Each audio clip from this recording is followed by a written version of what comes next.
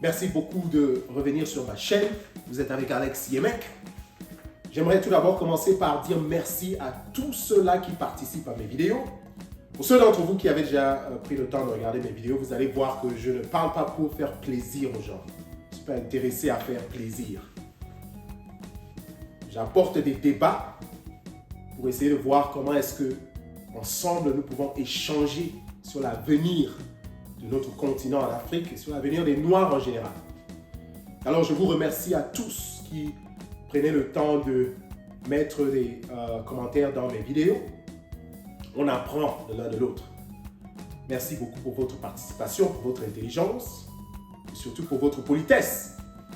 Parce qu'il y en a qui viennent et puis qui commencent à insulter. Donc, si on vous a mal élevé, vous venez sur ma chaîne, je vais tout simplement vous interdire permanemment de venir sur ma chaîne. C'est ça qui est bien avec les réseaux sociaux, c'est que vous pouvez interdire à quelqu'un de venir sur votre chaîne. Donc, si vous voulez participer, soyez poli. Ici, là, je ne parle que des choses qui peuvent nous aider à s'éduquer. Je ne suis pas intéressé à connaître qui a couché avec tel, qui fait tel argent, qui fait plus que l'autre, quel scandale qui est arrivé. Il y a beaucoup de gens qui parlent de ces choses-là. Moi, je ne suis pas intéressé à ces choses. Alors aujourd'hui, j'ai encore un autre sujet qui est très important. Je vais vous donner 3 raisons pourquoi est-ce que les Occidentaux envahissent souvent les autres pays. Pourquoi est-ce qu'ils amènent la guerre dans les autres pays, n'est-ce pas? La première raison, c'est le manque de bombes nucléaires. Vous allez voir que les pays qui ont des bombes nucléaires, on ne peut pas les envahir. Personne n'a envie d'aller à la guerre avec un pays qui a des bombes nucléaires. En parlant des bombes nucléaires, ça a commencé aux États-Unis. Après la Seconde Guerre mondiale, les Américains ont trouvé cette technologie-là, des bombes nucléaires, mais il y avait un des experts qui travaillait avec eux qui a décidé que c'était pas bien que les États-Unis aient le monopole de ce genre d'armement. Alors, il a donné le secret à la Russie. À l'époque, c'était l'Union soviétique, n'est-ce pas, basée en Russie, qui était basée en Russie, mais c'était l'Union soviétique, c'est-à-dire c'était une union de différents pays, n'est-ce pas. Alors, ça sont donc les 2 géants qui ont combattu pendant la guerre froide. Les États-Unis, en Amérique, ont les bombes nucléaires. Quand vous allez en Europe, vous trouvez que la Russie, la France et le Royaume-Uni ont les bombes nucléaires. La Russie, il paraît qu'elle a plus de bombes nucléaires que tous les pays combinés ensemble. Ils en ont tellement. Dans cette technologie, ils sont très avancés. Quand vous allez au Moyen-Orient, dans les pays arabes, il paraît que l'Israël a des bombes nucléaires. Mais officiellement, ils n'ont pas encore accepté ça. Ils ne sont jamais venus dire oui, on a des bombes nucléaires officiellement. Mais on sait qu'ils en ont. Alors si vous allez en Asie, 4 pays ont des bombes nucléaires. Vous avez le Pakistan, vous avez l'Inde, vous avez la Chine et vous avez très récemment la Corée du Nord. N'est-ce pas? Alors là, vous avez presque tous les continents dans le monde ont des bombes nucléaires. Et alors vous avez maintenant l'Afrique qui n'a pas de bombes nucléaires. Et tenons-nous tranquilles, l'Afrique, à un certain moment, avait aussi des bombes nucléaires. C'était en Afrique du Sud. Mais alors, l'Afrique avait des bombes nucléaires, l'Afrique du Sud avait des bombes nucléaires quand le gouvernement était des Blancs. Vous avez entendu parler de la bataille en Afrique du Sud, où le gouvernement des Blancs avait décidé qu'ils vont vivre séparés des Noirs. Ce genre de gouvernance avait été rejeté par le reste du monde. On a même mis des sanctions en Afrique du Sud à cause de ce genre de gouvernance. Les Noirs souffraient et les Blancs étaient une minorité. Et ils avaient tous les avantages et les Noirs n'avaient presque rien. Malgré le fait que presque tous les pays du monde étaient contre ce genre de gouvernance en Afrique du Sud et on avait mis des sanctions contre l'Afrique du Sud, il y a une chose où ces pays-là étaient en accord avec le gouvernement blanc d'Afrique du Sud. C'était que, puisque les Noirs allaient éventuellement prendre le gouvernement en Afrique du Sud, il fallait absolument détruire toutes les bombes nucléaires. Pourquoi? Parce qu'ils se sont dit, ils ont dit aux Occidentaux, ils ont dit, écoutez, je sais que vous ne nous aimez pas, vous n'aimez pas la gouvernance que nous avons, vous nous mettez des sanctions et tout. Nous allons partir, mais alors, nous voulons d'abord vous dire que si on laisse les Noirs avec les bombes nucléaires, le monde est fini. Et l'Occident a dit, oui, vous avez raison. Là, vous avez absolument raison. Et c'est pour ça que ça a pris un peu de temps pour que les Noirs viennent, Nelson Mandela quitte, et puis ils se mettent ensemble pour essayer de faire un gouvernement entre les Noirs. Pourquoi? Parce qu'on devait s'assurer que les bombes nucléaires étaient complètement parties. Ça, alors, ce n'est pas une version officielle, mais ce sont des réalités. Ces gens-là ont dit, imaginez-vous que ces Noirs-là, quelqu'un va au marché, il vole les beignets, on prend la roue, on le brûle. Imaginez-vous la qualité de gens avec des bombes nucléaires. Qu'est-ce que vous croyez qui va arriver? Vous avez un dictateur qui est au pouvoir, n'est-ce pas? Et étant au pouvoir, il décide, il sait qu'on va l'enlever avec un coup d'État, parce que c'est comme ça que les présidents en Afrique et les pays du tiers-monde, c'est comme ça qu'on les enlève au pouvoir. C'est soit un coup d'État, soit ils meurent. Donc quand il sait qu'on va enlever un coup d'État, et la manière dont on traite ces gens-là, il sait que dès qu'on l'enlève, là, on va le tuer. Qu'est-ce qu'il va faire? Il va prendre seulement la mallette de la bombe nucléaire, du code de la bombe nucléaire. Il va dire, ok, venez, nous tous on meurt. Tout le monde entier part, je ne serai pas le seul à mourir. Il s'en fout pas mal de la génération. Il dit, vous voulez me tuer, nous tous on meurt. Donc imaginez-vous ce genre de choses. Ça vous montre notre manière de vivre. On ne voit pas dans ces pays du tiers-monde une valeur dans la vie. Les gens perdent leur vie pour rien. Et donc, la responsabilité d'avoir des bombes nucléaires n'est pas conseillée dans ce genre d'environnement. N'est-ce pas? Voilà pourquoi les Occidentaux et le reste du monde peuvent accepter que les autres pays aient les bombes nucléaires, mais jamais l'Afrique. Alors, ça doit nous interpeller. Ça commence par comment est-ce que nous vivons, la manière dont nous traitons les gens. Et ce sont ce genre de choses-là dont nous parlons. On peut se lever et dire, oh oui, eux-mêmes ces blancs-là, ils maltraitent les gens, ils font des guerres. Mais entre eux-mêmes, comment ils se traitent? C'est ça la question. Entre eux-mêmes. Vous ne devez pas attendre que ce sont les autres qui vont bien vous traiter. Spécialement quand vous-même, vous ne vous traitez pas bien. Vous ne pouvez pas attendre que ce soit comme ça. Oui, ils vont dans les autres pays. Oui, ils maltraitent les autres. Oui, ils apportent les guerres dans les autres pays. Mais allez leur voir comment eux, ils vivent dans leur pays. On doit se regarder et dire, ok, oui, bon, ils viendront dans nos pays. Oui, mais comment nous nous traitons entre nous? Est-ce que nous valorisons la vie? Est-ce que nous pouvons arrêter de tuer les gens pour des petites choses? Est-ce que nous pouvons avancer ensemble? Donc, l'une des raisons pourquoi nos pays sont envahis, c'est parce que nous n'avons pas de bombes nucléaires. La deuxième raison, c'est la présence des traîtres qui font entrer les Occidentaux dans le pays. Voilà comment ça se passe. Alors, la plupart du temps, c'est dans les élections que ce genre de choses se passe. Vous avez un parti d'opposition qui, la plupart du temps, il y a beaucoup de partis d'opposition qui sont contre le président en place. En Afrique, les présidents sont là pendant plus de 10-20 ans. On dit, oh non, c'est un dictateur, on doit l'enlever. Ils savent qu'eux-mêmes, l'opposition, ne peuvent pas enlever ce dictateur. Alors, qu'est-ce qu'ils font? Ils vont appeler les Occidentaux. C'est comme ça qu'ils font. Oh, apporter la démocratie dans nos pays. Regardez, il fait des crimes contre l'humanité. Il tue les gens, il maltraite et puis tout ça. Bon, est-ce que c'est vrai? Est-ce que c'est pas vrai? Ok, ben ça, ce sont les analyses que nous-mêmes, nous devons faire dans nos pays. Il y a beaucoup de choses qu'on dit dans les médias qui ne sont pas nécessairement vraies. N'est-ce pas? Mais aussi, en même temps, oui, nous savons que ces gens qui sont souvent au pouvoir pendant longtemps apportent des problèmes. Mais ce sont des choses qu'on traite entre nous, n'est-ce pas? Alors, ces gens-là de l'opposition qui savent qu'ils ne peuvent pas prendre le pouvoir contre le dictateur en place, ils font appel aux Occidentaux.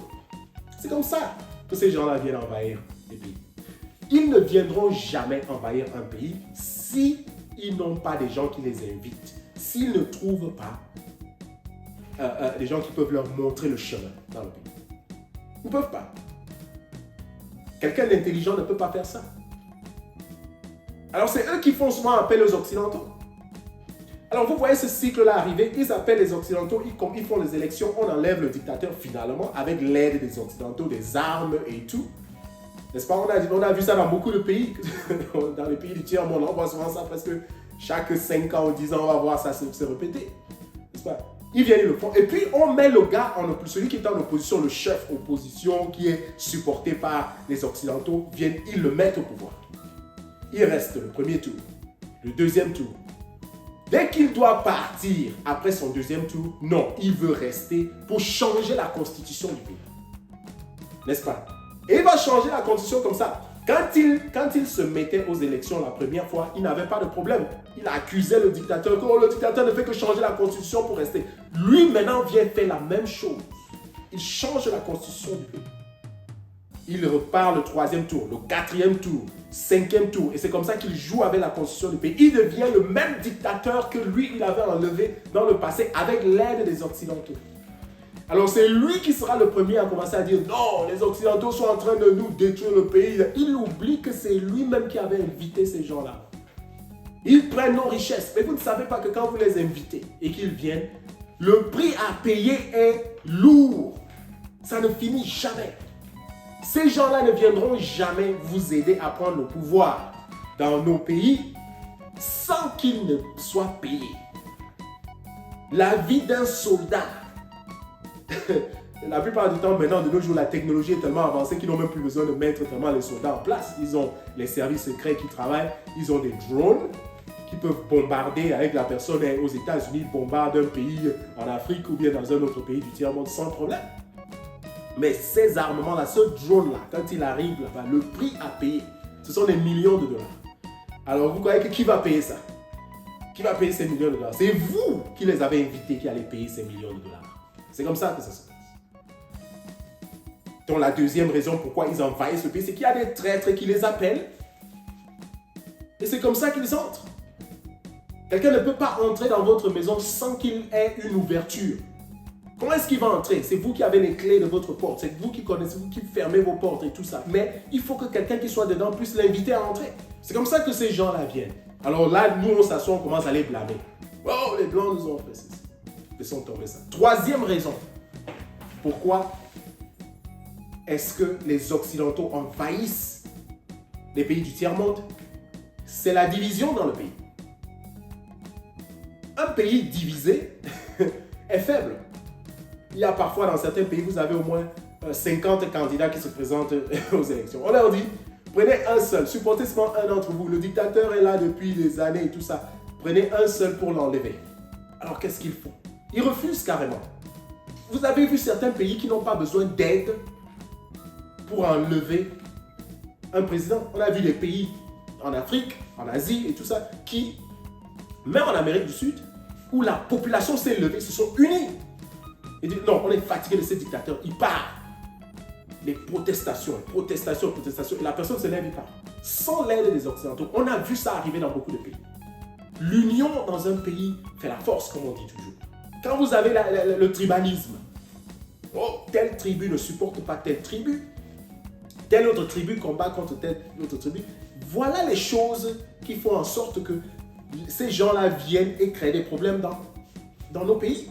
Ce qu'ils font souvent, c'est quoi? Ils prennent par exemple leurs services secrets, ils envoient d'abord dans le pays pour observer la population, le niveau de la division. Et s'il n'y a pas, essayer de créer une division. Et ces choses-là, ça prend du temps. Vous savez, les gens qui ont de l'argent et ces gens qui sont puissants là dans le monde, ils ne sont pas pressés pour faire des choses. Ils programment toujours les choses à long terme. Ça peut leur prendre des années pour créer toute une division dans un pays. Petit à petit, ils le font, ils mettent de l'argent, ils construisent tout un mouvement qui va diriger l'opération qu'eux ils veulent. Alors, à quoi ça sert? Ce qui va se passer, c'est qu'on ne dira pas demain, ils auront assez d'arguments pour dire « Oh, écoutez, la population elle-même ne veut pas cette personne dans le pouvoir. La population elle-même veut que nous venons les aider. » Et c'est comme ça que ça se passe souvent. C'est-à-dire qu'ils cherchent d'abord à mettre une certaine division et puis consolider ça à leur propre bénéfice. Et quand vous avez donc un certain nombre de personnes qui disent « Non, il faut qu'on vienne nous aider, c'est ça qu'ils projettent dans leurs médias. On montre ici, oh non, regardez dans tel pays, tout ça, oh ils appellent les États-Unis, ils ont le drapeau des États-Unis, le drapeau de l'Union européenne et tout ce genre de choses-là, ils veulent notre aide. Alors que c'est eux-mêmes qui ont fabriqué cette histoire-là avec des groupes de division dans le pays. Alors ils réussissent donc, quand ils ont dans le hockey, quand ils voient que ils peuvent venir avec leurs armements et tout ça, ils réussissent donc à pénétrer le pays. Et quand ils pénètrent le pays, ils font donc ce qu'ils veulent. Ils installent donc le leader qu'ils veulent au pouvoir. La vérité, quand elle viendra, les années plus tard, ils auront déjà accompli ce qu'ils veulent accomplir. Alors la réalité, c'est que tout dépend de nous. Tout dépend des pays du tiers-monde qui se plaignent de ce genre de problème. Comment est-ce que nous devons faire pour rester unis? Ça commence par comment nous traitons les autres. Comment nous traitons nos voisins. Comment nous vivons avec nos frères et sœurs.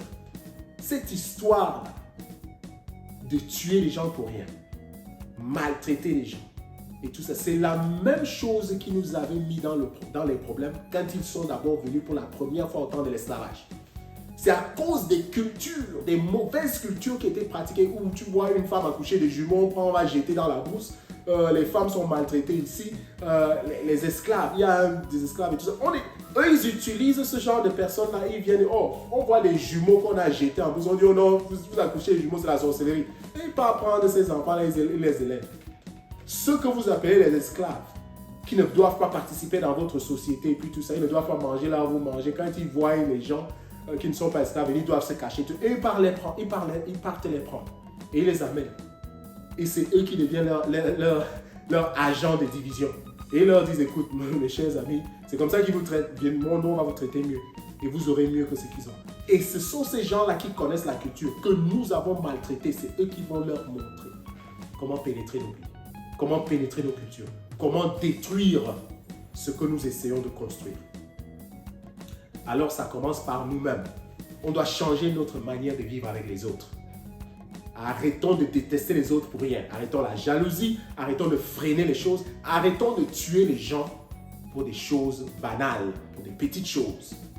À la fin des comptes, c'est la manière dont tu fais ton lit dont tu vas te coucher dessus. Merci beaucoup d'avoir suivi cette vidéo. Comme je le dis toujours, je ne suis pas un pasteur, je suis un philosophe.